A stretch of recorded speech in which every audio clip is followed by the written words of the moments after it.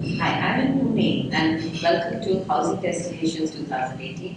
We're talking about those parts of the city that have potential, that are doing well currently, and what are the drivers for the residential markets of Pune. I have a very nice speaker panel here. I've got Chirendra Singh from Hanrock, I've got Jason Gould from the Golden Group, I've got Rohit Gera from Kerala Developers, and I've got Guy Gauri Naik.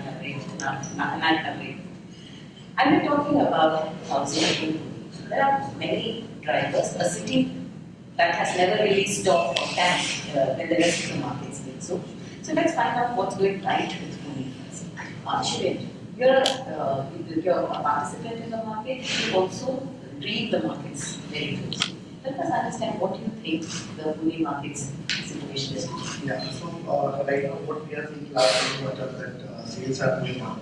And what has happened in last 6 quarters that sales were not up to the mark and the market were struggling to get the sales. But in last 2 quarters we have seen good growth as far as sales is concerned. And one more good thing that unsold stock is going down quarter on quarter, which is a very good sign for the market. And what we see that in the coming quarters, if these two things will keep happening, that the market would recover, and I think would be in very stable condition. The kind of launches we have seen in last 1 or 2 quarters, most of the people are planning or preferring to come in the affordable segment. They are wisely putting their floor plan, their new wastage and all. And consumer also liking the concept, and the buying pattern is also changing towards affordable. What's the sweetest spot in the Pune market? What price ticket sizes are selling? So I think 40 lakhs to 60, maybe 70. And I think 1 minute, I think the voice is echoing. so 40 to 60, 70 lakhs is I think the sweet spot. Beyond that, I think developer specific, location specific, product specific. You do have cases of, let's call it islands of excellence, if you will, where like we are seeing, for example, for our child-centric projects, even at 1 crore, there's no big headwind or resistance.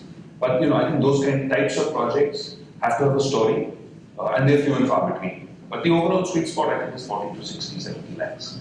And in terms of locations? I think it continues. As far as the West Corridor is concerned, it's Hinjewadi and as a central point, and then it radiates out from there. Because if you come up to Baner, it's already like 8, 9, 10,000 square foot. So those are then unaffordable. So I think as you go out, and it's proximity to jobs, which is then Hinjewadi, right? On the eastern corridor is primarily Wagholi. Again, driven by jobs which are already in Kharadi, and what is anticipated to come out from Kharadi, because there's currently in the pipeline, there's more than 10 million square feet of IT space which is at various stages of development, which means there's going to be 100,000 new jobs coming up just in that micro market. So that I think is a tremendous driver for the eastern side. What configurations? 2 and 3 BHK, that's a no-brainer. 2 BHK is the highest demand because, like he said, the 40 to 60 lakh budget is what the 2 BHK category kind of has, and that is working really well. End user market, right? What about 1 BHK? Because 1 BHK, you are a student city, you are a IT professionals coming in and staying there. Is that also demand? I think 1 BHK used to work better until last year, but this year the trend we're seeing is definitely more of 2 BHKs and even 3, because now it's more than students, it's being dominated by the IT sector. So there are these newly married couples, and when they're looking at a house from an end user perspective, they are thinking of family planning, right? So minimum requirement for 2 BHK is what we're seeing. Gauri, we're talking about, Rohit spoke about the child-centric homes very well. So let me understand about design. This is a city that has focused on design, right? Right. Houses, layouts, concepts, and so on. Let me understand how does that work in this market? The market and the end user has grown nicely. They understand what they want, and they are very particular about design concepts now. So I agree with Rohit. They are looking at, what they are going to get and what is the best they can get, because they also have the choice today in the market. So design has become very important, and what you offer your end client has become very important. Even considering that affordable houses are doing well in this market, how much design thought goes into an affordable house? Where the ticket sizes are smaller and the livable area is smaller, how much design? In fact, I think affordable housing needs a lot more thought process and design rather than the large ones, because every square foot counts to them. So making it completely usable, thinking of all the requirements of a small household becomes very important. Also, you really can't load too much onto them. So keeping the design very compact, lesser passages, and lesser areas to load on these becomes very important. So as developers, when the interior spaces has shrunk, the exterior space needs to counteract that, right? You need a little more public space so that your private space, the limited private space is compensated. Does that happen? And I'd like to open it up for all. Of course not.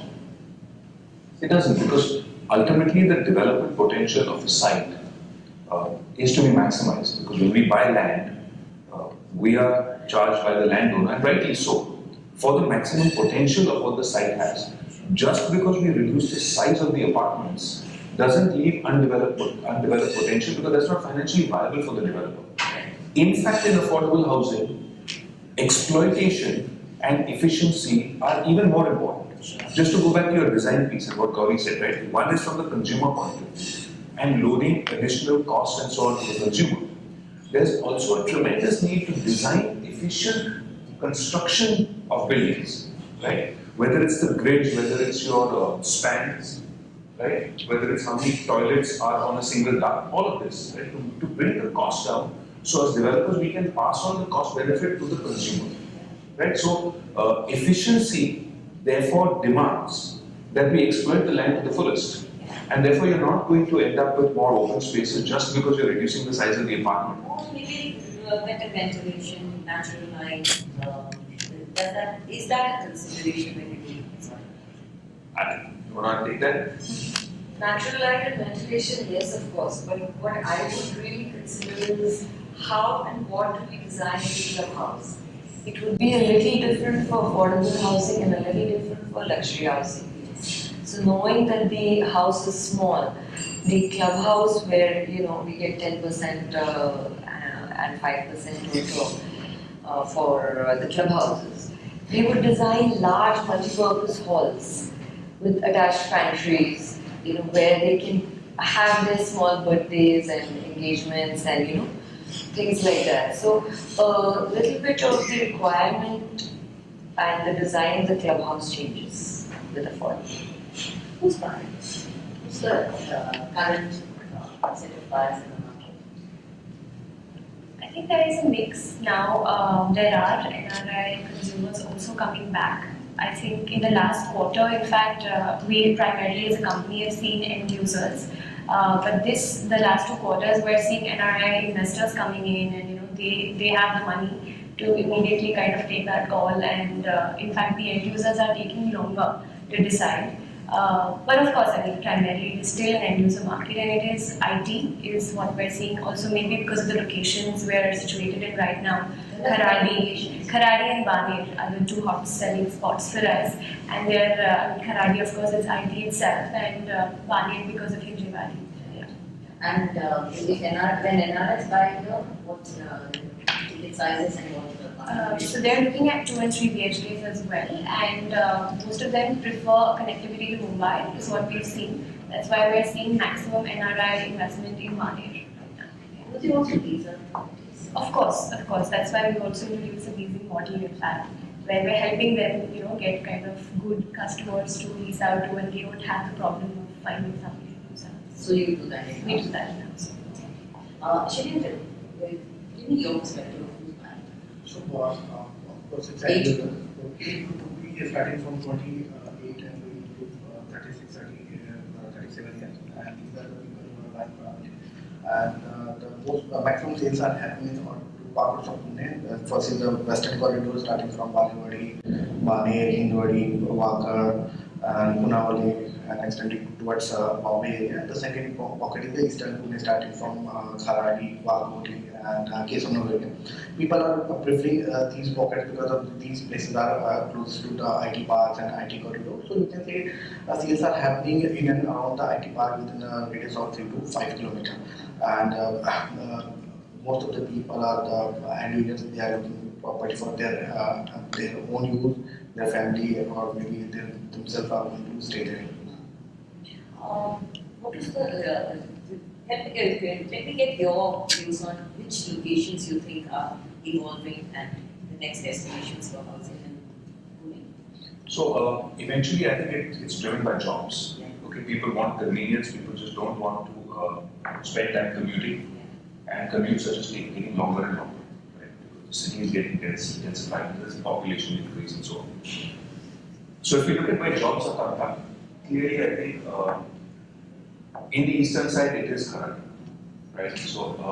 So that's going to, as I see, that's going to be the nucleus or the focal point, and then you will see things radiating from there. So if you're, let's say you're one of the senior management people, and you're an occupier in Kharadi, you may choose a Kalyani Nagar, right? At one end of the spectrum. You may choose Kharadi into a luxury development in there, okay? And as you go down in terms of the hierarchy, then based on affordability, people will then start moving further in. And then therefore they will move towards, let's say, some of them will be in Kharadi itself. Then you may go to a tier 2 developer in Kharadi, because you have a price differential between a tier 1 and a tier 2 developer. Or then you will start going into Wagoli and then beyond. So I think that's really on, to us, I think the single biggest creator of jobs is going to be Kharadi over the next 5 to 7 years. Because Injewadi versus Kharadi in terms of jobs numbers. well, the numbers that we have, I think clearly the new IT supply is really coming up on the Kharadi side. So if it's 10 million feet, right, that's 100,000 jobs. So that itself there's a whole story there. And 100,000 jobs, really, if you take rental demand goes up, okay, the purchase demand goes up. So it's a very, very huge driver. How much vacancy is there in this market? In terms of ready housing, possibly sold, unutilized, which becomes rental stock. So ready, available with developers to sell is something that we've been tracking over the years. And that's a very tiny number. It's not more than 9,000 to 10,000 homes across the entire market. Right? And we talked about 100,000 new jobs in Kharadi alone. Yeah, There absolutely. will be another, any estimates of how many So, jobs? kind of data I have, it's around 19,000 units are available for sale. It's unsold inventory, it's not ready stock. What we have in Pune, maybe it would be in different stages of construction, some would be the under construction, some would be nearing possession. But just what Ready and unsold is very ready would be somewhere around in between 10 to 12,000, not more than that. And if you see the kind of the way IT is growing in Kharadi, because people are preferring more as compared to Hindwadi versus Kharadi, because Kharadi is well connected to Goregaon Park or airport or railway station, and the way the infrastructure has done in Kharadi, it's far better than the Hindwadi. So IT companies and even the IT professionals are also preferring to move towards Kharadi. So I think in next 4 or 5 years, the Kharadi would be the highest job creator or maybe the highest demand creator for the real estate market in Pune. What's the role of infrastructure in each of these housing destinations? Do you see any new infrastructure that has pushed some destination? You want to answer that? Infrastructure within the campus. Let's put it like this: there is social infrastructure, which means schools, hospitals, hotels, Right. entertainment centers, all that. There's the transport infrastructure, the civic infrastructure is the second now, and then there's the transport connectivity. All three matter when it comes to a housing destination. Absolutely. So I think the builders, developers are doing their job and really giving a good product. And the internal infrastructure is what they look at, and also they know that a certain infrastructure is coming up, but they are let down a lot by this, what you said, the transport connectivity, the roads, the electricity. These are places where they are being let down. Metro? It will happen. What is the base of metro in the city? Look, my sense on, just to take your previous question on infrastructure, Yeah. I think there was a time when, many years ago, when India would be referred to as a developing country. Okay, you'd wonder what is the definition of a developing country? My own definition was people move in first and infrastructure follows. Okay, and that's a developing country. Because you look at the West and you look at developed countries, the road is there, the street lights are there, the water line is outside, the drainage line is outside, come and build your home and plug it over. So they're developed, right? In that sense, India continues to be a developing country. With the rapid urbanization, people expect that pani aa jaye, okay, road, sadak aa jaye, okay. So then the question is, how much can you test people's patience and how long are they willing to wait? Because today, with the kind of charges that the municipal corporations or the PMRDA are collecting from us and therefore from the end consumer, right, runs into anywhere between 200 rupees a square foot up to 500 rupees a square foot. Okay, that's a really sizable amount, right? Even at the low end, if a home buyer is paying 2 lakhs of rupees, okay, it's a large amount which he's paying towards the civic infrastructure. And therefore, his expectation is that I'm willing to be a little patient. Okay? Anyway, I'm buying under construction, it will be 2 to 3 years by the time the project gets done. At the most, a year after that, I expect the infrastructure to be in place. For the most part, I believe that our government and our government officials are able to maintain that for the most part. Okay? There are certain pockets where this takes longer and leads to irritation from consumers. Right? But I do believe that being a developing economy with restraints and constraints on capital even to our cities, okay, it is something which is expected that people will come first and infrastructure will follow. I just have one hope that given the kind of data now on housing starts, on projects which are coming up to completion, which a bunch of us now produce, right? It would be really good if the civic officials now start looking at that data and say, you know what, this location is going to have 30,000 homes going to be completed in 2 years. Let's look at augmenting the water supply or the transport infrastructure in advance. We have to reach that, right? We're not there yet. But I think it's a matter of time. I'm an Those optimist. constitutions have not started anywhere. I'm an optimist. Those computations are still to happen at the civic level. When you give approvals of 1,000 houses, what does that translate into? Sewerage, drainage, water supply, power, the transport infrastructure. Those computations, I am not sure that civic bodies are still doing. But they're certainly not doing it because you don't know when you give that approval whether the project will be started, when it will be finished. Right? That's a We don't have reality. housing starts. Exactly, that's a reality, right?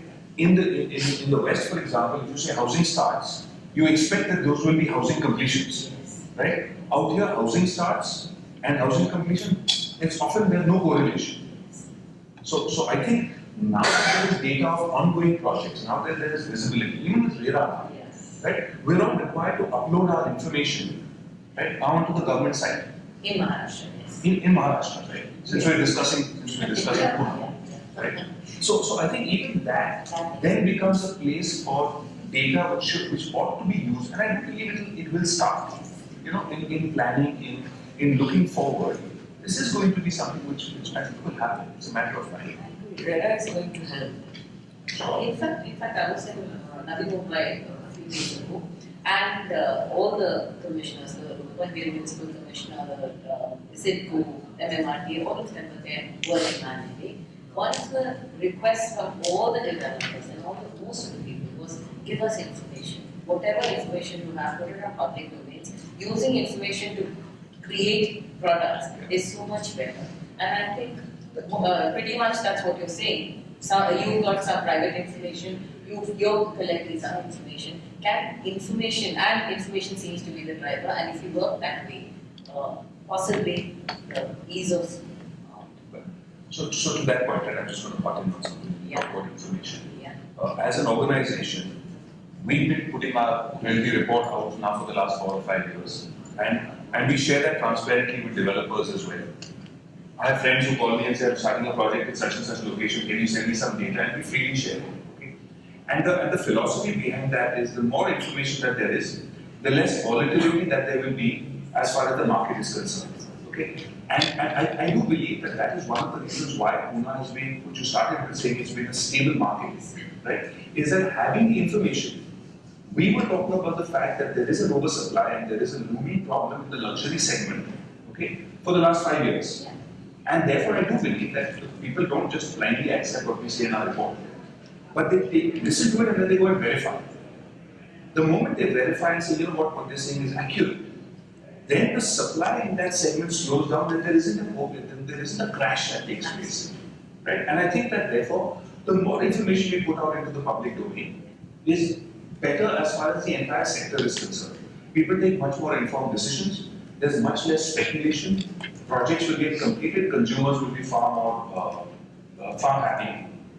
See, Gunjan spoke about how the end user is taking more time to make these decisions. Does the end user consume a lot more information? Ask you a lot more Yeah, of course. I think since RERA, the consumers become really aware of what kind of documentation he requires to see from a developer. So we've been getting requests for seeing a lot of additional documentation than before, which is good in a way because, I mean, fortunately we have it in place, and I think that also helps the consumer have more confidence. You know, then he's able to compare because, I mean, it is a competitive market, and if he's visiting, say, 5 developers in this city, and if he sees that we have everything in place versus another, it definitely helps him lean towards us more. So it's good.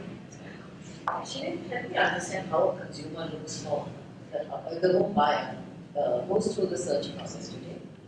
Yeah, so as far as the home buyer is concerned, so particularly currently we are looking for a kind of good developer who's got good brand name and they have some kind of delivery experience. They have delivered some project and what kind of product they are offering. And as of now, consumer is more looking for sort of kind of benefits from the developer. So now everyone is just asking that they are offering some discount and other things. So people are, the consumer is looking 3-4 things. First thing is they are looking for a good developer, good location. And third thing, if that developer is offering some kind of benefit or in terms of the good price. So these 3-4 things they are considering while buying a property. And the time taken is definitely much more. How long does an end user take to buy today from the time he starts searching to buy? You know, we've seen a slightly different approach from customers now. The fact that Maharashtra has implemented RERA as amazingly well as they have, we are actually seeing consumers asking less questions. Because there's one question: is it RERA registered? Okay. The moment the answer is a yes, the number of questions that they're asking are much less, because they do believe that the regulator will step in case there is an issue. I think that is a trend that we've seen, and I think that also it's a track record, and you know, which is certainly making a difference. The other thing I think consumers are looking for, and we're seeing it's faster, it's based on feedback that we get and some of the research that we do. The decision making is much faster when they see concrete being poured on the site, when they see labor is actually visible on the construction site, as opposed to it looks like something is going on. They come back in a week. There's not that much going on. So when we talk to them, right, we find sales. Customers come in. Things happen by the second meeting. They're closing. Right. Across locations. Across locations. Across locations. Some of course are far more cautious. I think it also depends on when in their search they actually go to the specific developer. Right? We've had some of them who come to us at the beginning of their search, in which case to be satisfied it would take them 3 months. Because then they'll go all over to come to a level of comfort. Right? Those who are coming towards the end of the search, they've already done the homework, they've already figured out what the lay of the land is, if you will, and then they're willing to pull the trigger and ready to pull the trigger much quicker. So I think it's about the typical time is from the time of saying, okay, pulling the trigger, we're going to go and buy a home now. Okay, it's about 2 to 3 months. To the developer, it depends on when in that process of that 2 months, when you actually go to that specific developer.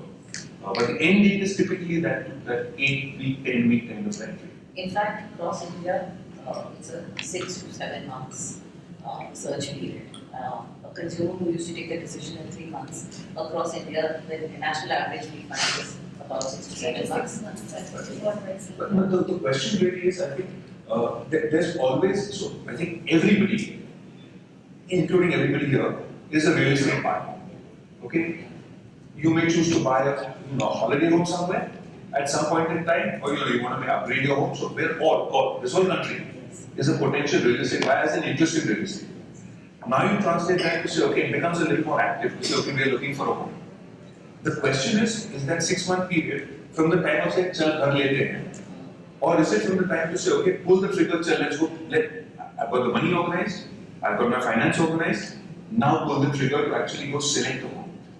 So I think it's really important for us to recognize, so what do you see? We see that a consumer who used to come to Magicbricks, say 1.5 to 2 times in the search process, is coming 4 to 6 times in Magicbricks. So he searches, he comes back, checks out, then he comes back, he checks again. So the number of checks have gone up and the number of visits have gone up, which means he's a serious buyer. And we did a study with ET. Huge sample, 5,000, I think over 5,000 people. And what we realized is 60% of people who intend to buy have not even started their searching. That's good news for the industry.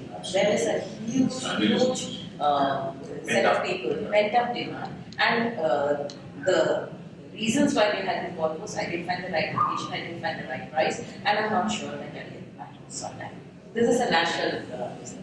And this, not sure I'll get my house on time. I think in Maharashtra it's more or less addressed by RERA. But across the country it's still in various stages. Madhya Pradesh is fine. Karnataka seems to be somewhat getting into place. The rest of the country is still there. Can I ask you a quick question? You said that you're seeing 4 to 5 visits before they actually pull the trigger. When they stop coming, then I assume that they've taken a decision. Well, let's say do you have that data broken up for what's happening in Maharashtra? Because the way RERA is actually implemented.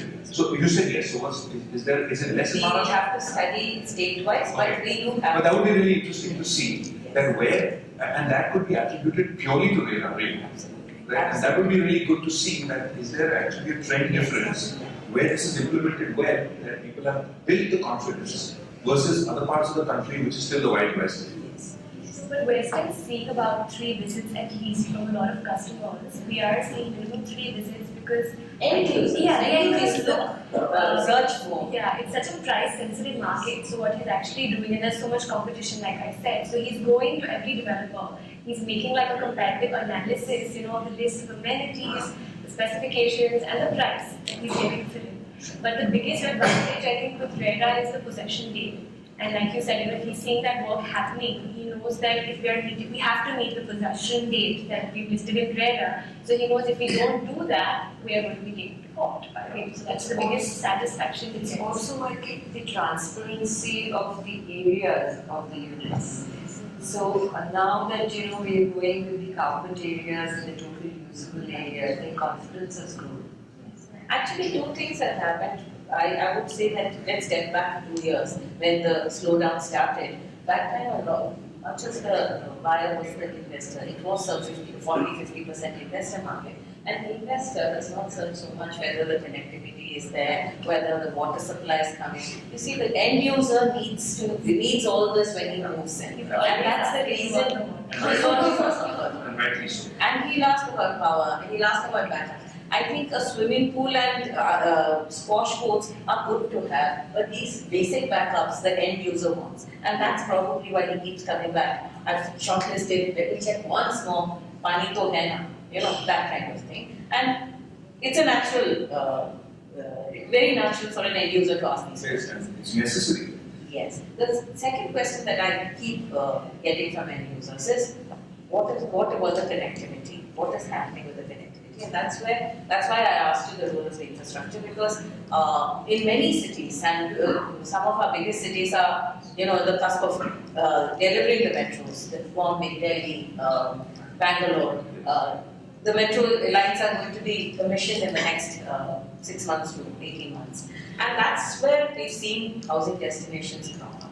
And I'm again bringing back this question of Pune Metro is slow, but will those destinations, the outer ring road and destinations along the metro, what is its future potential, and will consumers start buying today? Because when a metro takes 5 years to build, if it is built on time, and a house takes 4 years to build. So if you select a location where the house is coming up and the metro is coming up, it's always better for them. So here's the thing.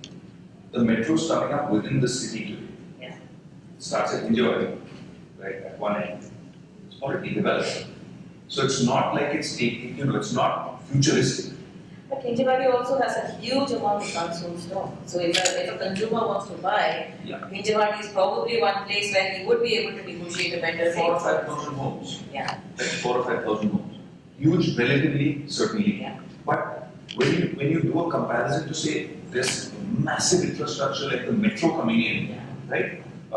And we talk about the impact that would have at a larger level, right? I think that's also, it's already coming into developed locations. Yeah. What would have been good is if it goes one stop further, right? Which would show you that the government is thinking and saying, hey, you know what?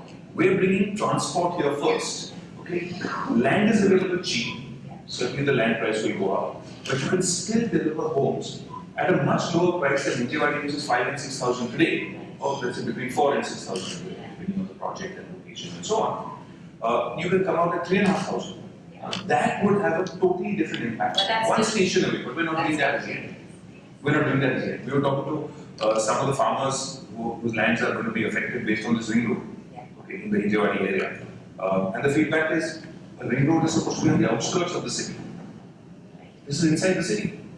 Right? There's IT parks, there's offices, there's homes, right? There's hospitals, there's everything. So I mean, what are you talking about? This is so overdue that if we want to be futuristic, this needs to be another 2 kilometers further out. Which is what the ring road is supposed to do, right? Or no? In theory, yes, when you set up a ring road, but by the time if you implement it, the city has already crossed it, right? Then it's just an arterial road in a circular format, right? We've talked about it. Let me understand how other policies have impacted the Pune market. Land acquisition is much tougher in the new dispensation. You've got GST, how has it impacted US developers? And generally, RERA has given a positive spin to the real estate market here. What about the other policies? I think for affordable, GST has helped because they have reduced it from 12 to 8%.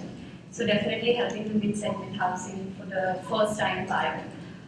For the luxury segment, there is no relief as such. GST is only hitting them harder, I think. So it's making it more difficult to sell premium houses right now. In fact, I think that is one of the reasons why luxury housing is selling when the project is almost complete. Completion, Is it almost complete or when it's complete? Because when it's complete, there's no change. When the OC is received.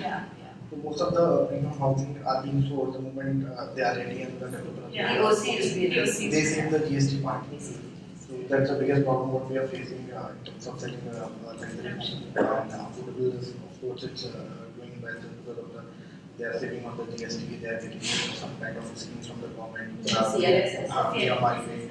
rate, and some incentives from the interest rate also. So that's how affordable selling. So does the PMAY impact US developers as you take the benefits of PMAY? So we've got, I think, some of the projects certainly, and each of us will have some project or the other where there is, where there is an opportunity for some of the customers to obtain and to get those benefits. And it's a great scheme, if you're getting 2 to 3 lakhs money into your account. Particularly when you're buying. You're buying a home. It certainly reduces the burden on the EMI. burdens on the about reduce the burden on them. 2,600 per month. So it certainly helps, there's no doubt. I think a lot of these things are helpful. As far as GST is concerned, it has brought in that level of transparency, connect to your contractors, to your vendors, as it was. It takes time. Something as big as this will certainly take its time, but we've certainly seen that there is indeed a rationalization in the overall cost structures, and therefore we're able to pass that on to end consumers. So a part of this, the tax burden, is also countered based on slightly better pricing as far as the customers are concerned. I think most developers have already passed on Yes. those benefits to. We've already passed on those benefits. Existing projects, did you pass on the benefits at the time of handover, or did you bring that into the each stage of? So it depends on what the stage of the project is, right? Because what's done so far also leads to the individual unit and the individual customer's payment so far. So it's such a complicated situation. Have you found solutions? Is it rationalized yet, or you're still in the process of? Well, I think what is across the industry, there is clearly a solution, and it is rationalized, is for all purchases which took place once the GST regime came in, right? In all those cases, it has been transparently passed through to consumers, right? In those cases. In other cases, it's very case to case. Some customer, in fact, in some of the projects where depending on also RERA linkages and so on, some customers came in and said, okay, we want to pay you early, give us a price benefit. Okay. Now in those cases, we receive the money before and now GST is coming. Right? So in fact, the cost structure then changes to an extent. So I think because there are different situations for different projects, different developers, time of work, I think everybody's kind of figured out their own solutions. I think everybody has a solution. It's been in the works, it's been implemented now long enough that everybody has a solution.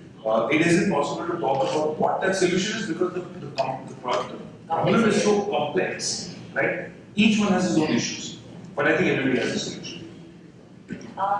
There is one other aspect, the amenities, what makes an end user select a project.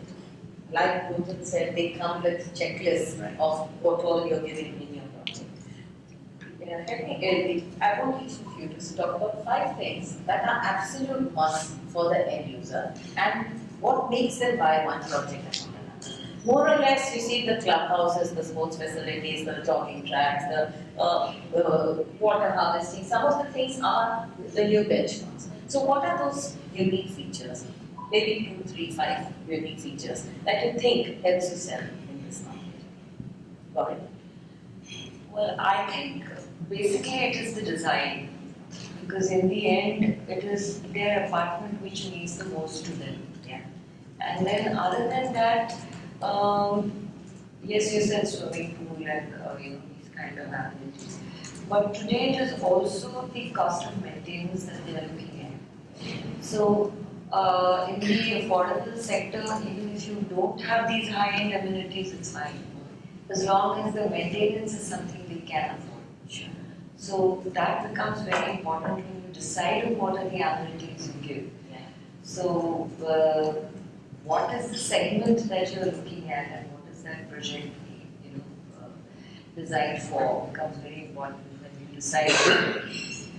But yes, other than that, what we've seen is a very large multi-purpose hall, where there's catering possible becomes a very good amenity to give.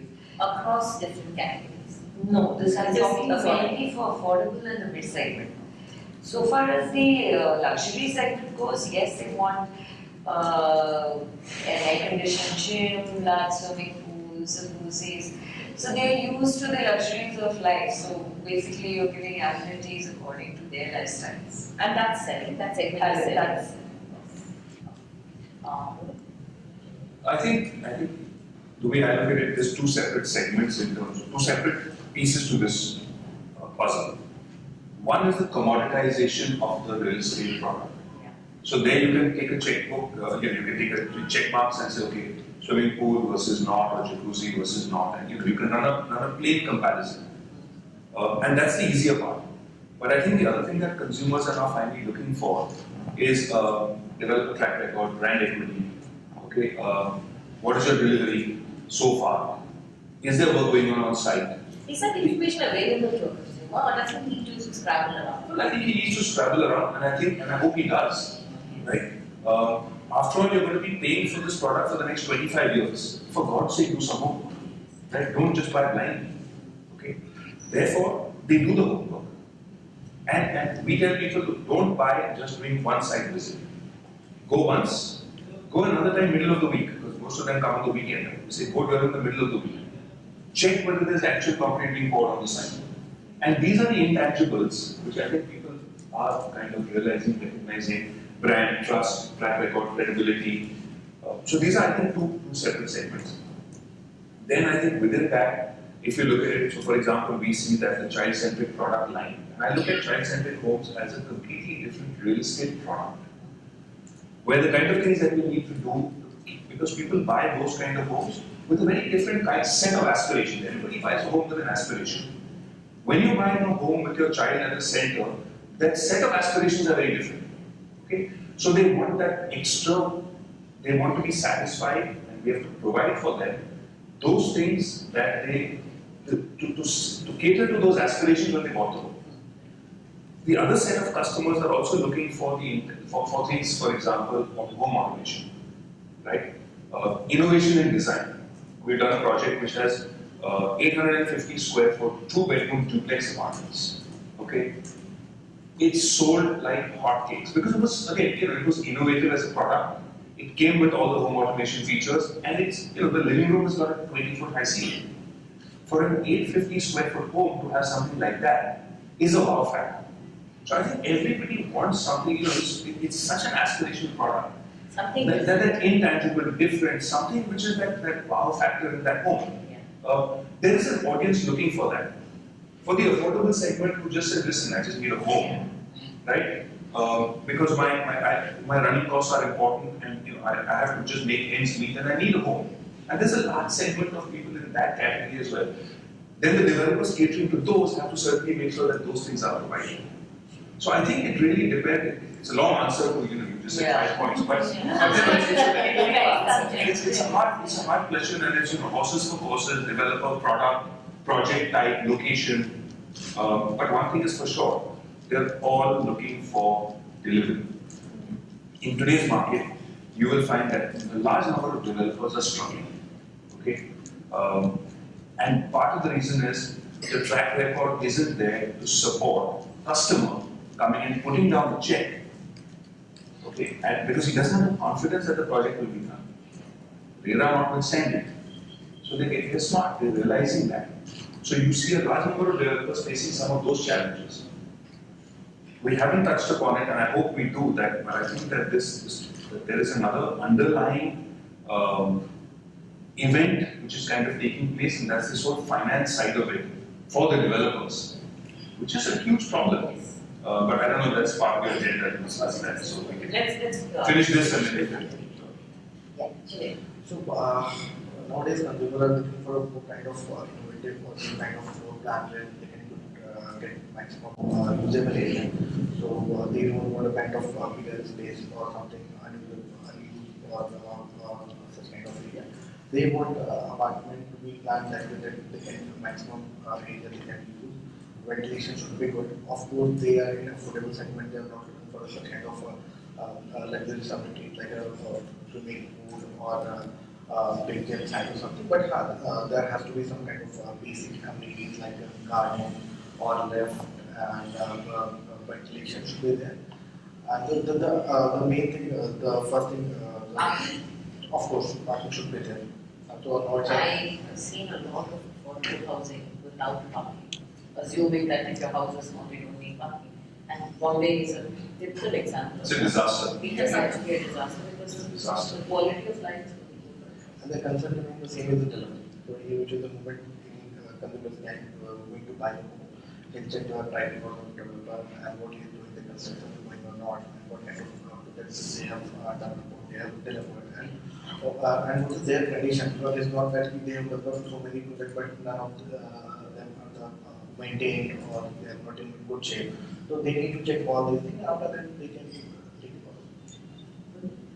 So I'm going to pick a particular segment. Like I mentioned before, IT is one of the biggest buyer right now. So an IT couple is primarily most of them are working.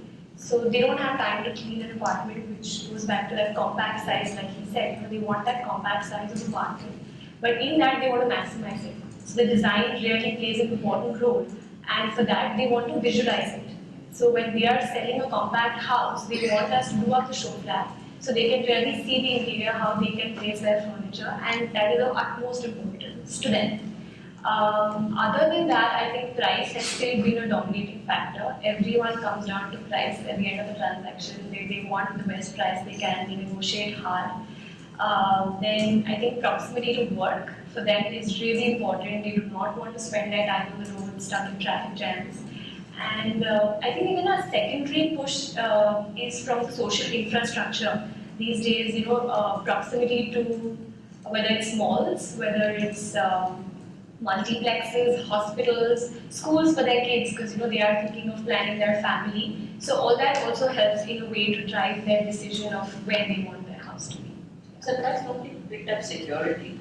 When we answer questions, security is of prime concern. You have 1 layer of security, 2 layers of security. Are they willing to pay at maybe Pune, it's not a big concern. I mean, that's I would say it is only in the luxury segment that it becomes very, very important. And in the luxury segment, I think the thought process is completely different. It is not how close you are to your workspace, but what is the location? Do I have a view? What are the amenities? What is the design of the apartment, like Kunchan said? What are the services we are offering? If it's air conditioning, what is the brand you're using? People go to the extent that they would like to know what is the lift that you're using. So I think that is more in the luxury segment. Because we have a project with a fantastic view, and I don't think we need anything else. Saying this, I would just like to open up one question for the entire panel. Predominantly, I remember Mr. Keda also talking about Pune houses being there about 1100, 1200 square feet at the point of time. Later on, it all came down to the compact houses. So today, is the compact house existing because of requirement or the price? Both. The requirement is from a budget point of view, right? So therefore, how do you fit it? Ultimately, a person's salary determines how much of a loan he can get and how much saving he has available.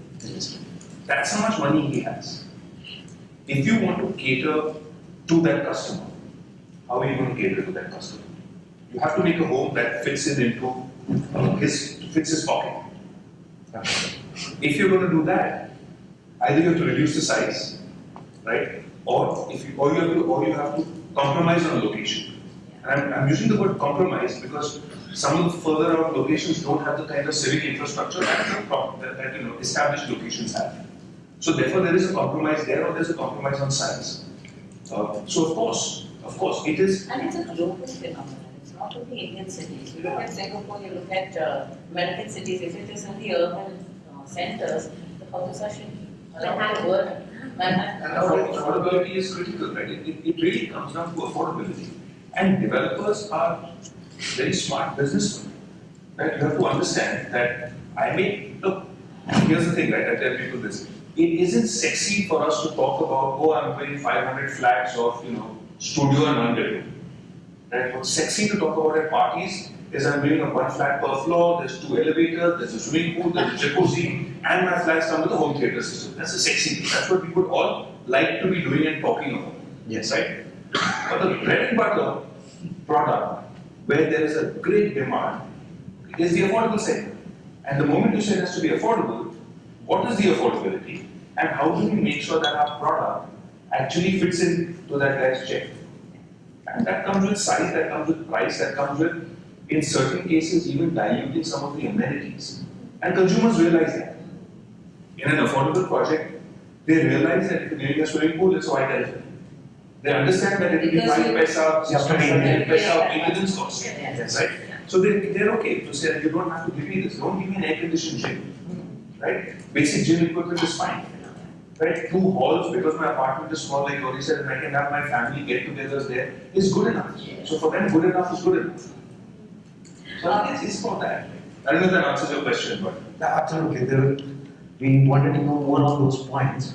So, anything else to add on the No, I think he's covered all of it. I mean, it boils down to price. He wants the good price, but at the cost of getting everything else also. And the monthly payout. Yeah, of course, of Yes. course. And nowadays, the people are really focusing on the design part. They are giving so much of time for designing a product so that consumer can get better space to live their life. So I think that's the one thing. So the moment you are comparing the size, it doesn't mean that they are not getting a usable area. They are, of course, they are getting good usable area. Of course, if anyone has to reduce the price, that's the only way out to change the size of the apartment, but not at the cost of the user area. I'd like to add to that. We did a project in Talegaon where the design of the one bedroom, we added a full-fledged toilets. They had one attached toilet and one common toilet, and it really worked well. So this kind of design innovations really works even in the affordable sector. There is one subject I would have liked to raise it if our commissioners were here actually. There's a lot of Ramsapur land which has been built upon, approvals were given, but you have places actually that we were talking about some localities where amenities and facilities don't come because it was not under the municipal governance, the corporation. How are those buyers facing you? So every day they are making. Pick up the localities. So like if you talk about the Wakuli, the moment you take a case of the Wakuli, lots of projects are running. In fact, lots of township projects are going on, and I think thousands of the people are staying there. But there are still lots of infrastructure issues, like there's no road, there's no water, there's no electricity, and now it has come under the PMRD. Now people are saying that they need whatever better infrastructure, but nobody is listening to them. So this is a reality. And it's not only restricted to the Wakuli and the other part of the Pune, if you see like an area like Pune and some other region. So people are facing the same challenge. As CREDA, do you guys face this? Do your members come and pick up these issues? Because clearly approvals were given by the authorities, right, for these houses. Then when the facilities don't come, who is to blame? Ultimately, the developer, the consumer is going to say, I got it from so-and-so developer. But there is a larger issue. How do you cater? there is a larger issue. It is a collective problem. The developer promised what was to be provided within the 4 walls, or within the walls of the boundary of the developer. He is certainly responsible for what the promise was. Now there is a reverse responsibility, and that is of the civic authorities. There can be one of 2 approaches.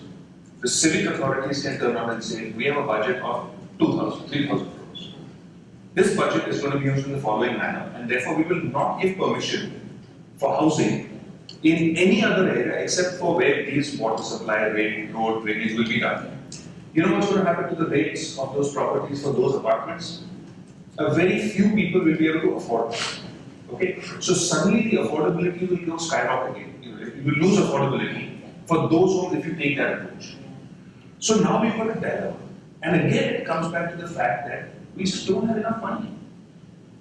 Our municipal corporations, whether it's the PMRDA, whether it's the PCMC, whether it's the PMC, the amount of money that they have, the property taxes are frozen in time. So all the new projects and all the money that's being given from new projects is going to cross-subsidize the older projects which have been completed and occupied, where you now need to still give water and streets and road repairs and public schools and all of this. Who's paying for all of that? It's all coming from the new development. Okay. So the fact of the matter is we don't have enough money for our cities to run and cities to run well. So the trade-off then is either you say, okay, it's within our geographical jurisdiction and we get to it when we get to it. Okay. If you need something where you want all the civic infrastructure, well, please compromise. It doesn't matter if you're a young couple getting married and you're going to have a kid sometime in the future. Get a 1-bedroom apartment within the city limits. where the infrastructure exists. If you're willing to accept that the infrastructure will take time to come, well then buy the place where the infrastructure doesn't exist today. I think that's a trade-off that people have to make. So we don't. The point is we just don't have that much money, and I think if we realize that, we'll stop complaining a little bit about it and just accept that, and then see, okay, where we need to put our efforts is how do we then build efficiency that whatever money we have isn't getting wasted and being deployed very well.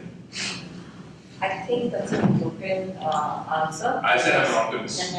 Because if I bought into, say, a Lundri or a Magoli, and I'm not getting my water supply, or my roads are in disrepair, I'm not going to say, but PMC areas get a better, and I'm happy for them. That's not going to happen. I agree with you. I'm not for a second saying that we should accept substandard services. Yeah. I'm not saying that. But let's realize one other thing, that when there is no road, and when there is no drainage, and when there is no water supply, okay, the developer gets the land cheaper. Right? When the developer gets the land cheaper, he can afford to sell the apartment cheaper. Okay? If there was a road and if there was street lights and all of that, then the cost of those homes would have already been much more. Okay? So I'm only putting this that this is something which we need to recognize. I'm not saying we should tolerate and accept less. I'm saying that I'm putting down the facts as they exist. That's all I'm saying. And having talked about the financial distress in cities, where cities don't have enough money to build, we're talking about industry which has a high risk weightage. You see that the RBI started pushing up their rates with inch by inch. You're going to see with RERA and all the regulatory measures that are there, and with the securitization where the end user is a secured creditor, there are lots of issues in that ecosystem that is lending to it. And like you said, I think one of the developers I was talking to this week said that we go for larger and larger townships because off-site infrastructure just does not match what the aspirations of the consumer is. So we say at least within the township, let me give you this infrastructure, right? And when you create large infrastructure, you have to have that much borrowing capacity. Has the Pune market faced a capital crunch? And if so, what are you guys doing? Who faces that crunch? I think it's beyond the Pune market. I think it's the real estate sector. You see, the Indian real estate sector is largely city by city. There's such a variance in terms of what stage it is at. And when I talk to the Pune market, which is why I said let's talk Pune and then we bring it out. So I think I'd rather look at it to say what are the macro things that are going on as far as the finance for developers is concerned. Historically, real estate developers do not have access to bank capital to buy land. Yeah. Okay? I can't turn around and go to a bank and say, hey, you know what, I put in 70 rupees, give me 30. Right? If I'm setting up a factory, I can say I'm putting 30, you give me 70 to buy the same land for the same damn project. Okay, so developers, banks are not allowed to lend to developers. So fundamentally, there is a fund crunch at that level. We need to put our own capital. Now, you go out and get a loan. So you can't get loans from a bank for buying the land. What do you do to get construction finance? Historically, this sector has been self-financing because consumers come and buy. Okay? If consumers are coming and buying, what does the developer do? The developer gets construction finance. And the banker, the developer, are fully aware that when we draw money from that construction finance line, we don't need it. Okay? What do we do with it? We go out and buy more land. Because there is no money available for land from a bank in the first place. So it's disguised as consumer finance, as construction finance. Okay. This has been a accepted trade practice. Okay. Everybody knows about it. There's no big secret about it.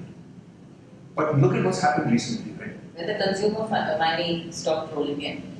So that's one problem that contributed to the problem. The other thing that contributed to the problem is this whole crony capitalism, evergreening of loans, right? Where suddenly the bankers are now in the dock. Okay, what is the banker going to do? Hey, we were given some fake papers, and actually the money that the developer took should have been for construction finance. He's committed a crime. Let's put him behind bars.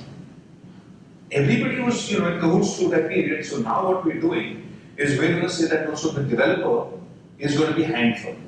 Okay? So again, you're constraining the capital. Okay?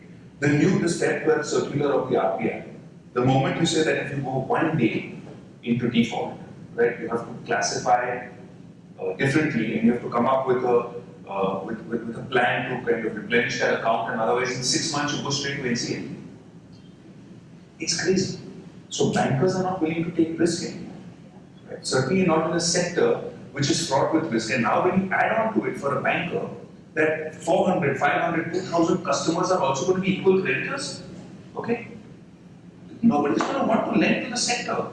So on one hand, we're trying to clean up. With RERA, you've got 70% of the money going into a designated account. Okay? Wonderful.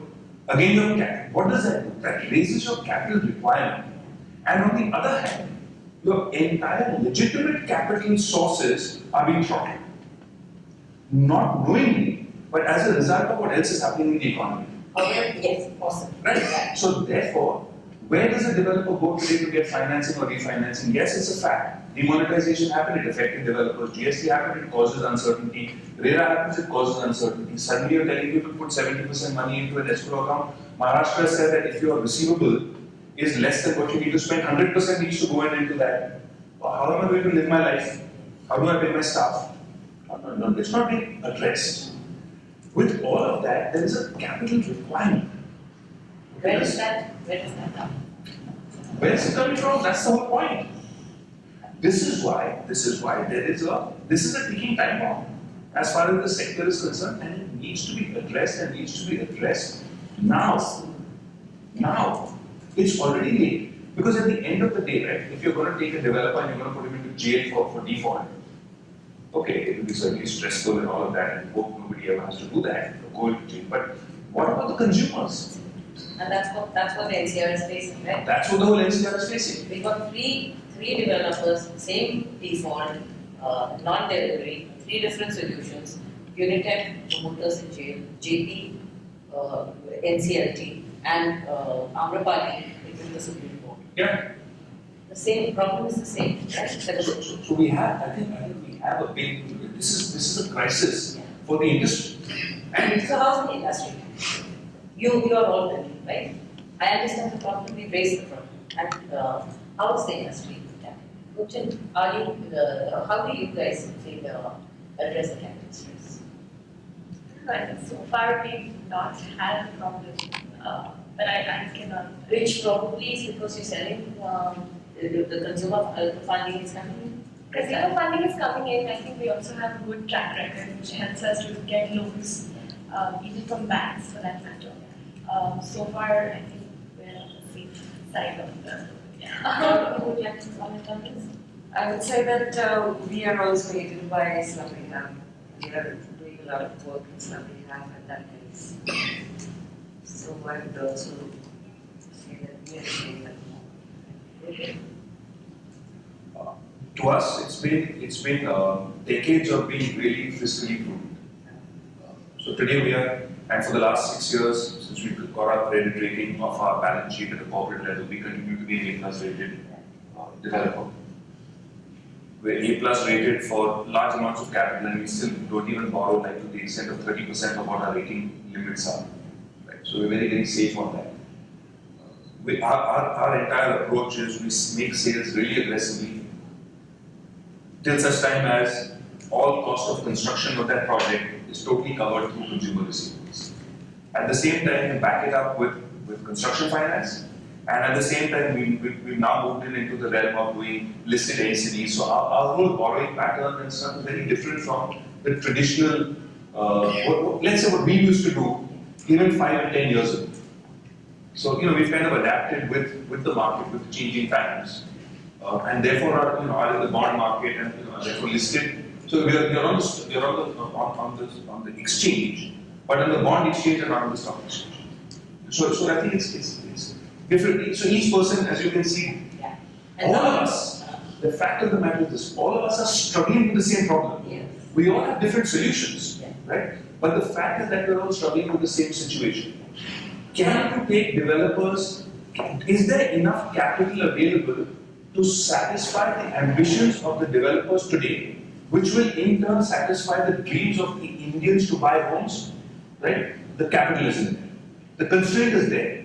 The desire from developers, the drive from developers to produce those homes is there. The drive from India to buy those homes is there. The starting point of capital isn't there. One reason could be that there was no entry barrier into the industry, and while the people who are sitting at the table are probably the ones who had fiscal jurisprudence, but talk about the one segment which did not. Actually, if you are like comment, you're a market commentator, you're also dealing with different developers. Let me understand what is the average developer doing with this. Each of them have talked about what their solutions are. So, what Sir rightly said that every developer has got their own solution. Somebody is going to the bank, somebody is going to the fund, somebody is going to the NBFC. So everybody has got their solution. But yes, of course, as an industry, everyone's going through this pain. And I think this needs to be addressed on the policy level or the government level. Okay. And the basic problem, fundamental problem at the base of this is that land is not, there is no funding available for land. Right? There is no funding available for land. Treat us like any other sector, right? If I'm going to put in 30% of my money, take 50%, say do a 1:1 debt equity, right? Then certainly give me the one by way of a loan. So what if it's to buy the land? Okay, turn around and say, okay, we will commit the loan immediately upon getting the sanctions in place. Okay, it's assured. I will do a deal with the landowner and say, I'm paying you 50% now, I'll get the approvals and the bank will pay the remaining 50%. The landowner is satisfied, he's supported by a document from a bank. A developer goes to a landowner and says, I'll pay you 6 months or 12 months later, the money is never coming. Right? Because people are aware that the stress exists. So I think we're going to need solutions to this problem. And I think that's a lot of, even in the corridors of power, how this industry can actually go forward. The problems are plenty. The consumers out there, and I have a lot of consumers who are logged in and listening, and I think the problems are plenty. But today we were talking about housing destinations, and we're picking up Pune as a housing destination, a destination that never really stopped ticking. It may have slowed down, but it did not stop ticking. But the issues that we've raised is, what are the segments of the market that are working? What are the segments of buyers that are buying? And what are the aspirations that need to be fulfilled, and how can they be fulfilled? Thank you so much for watching Housing Destinations today, and this is Station. Yeah.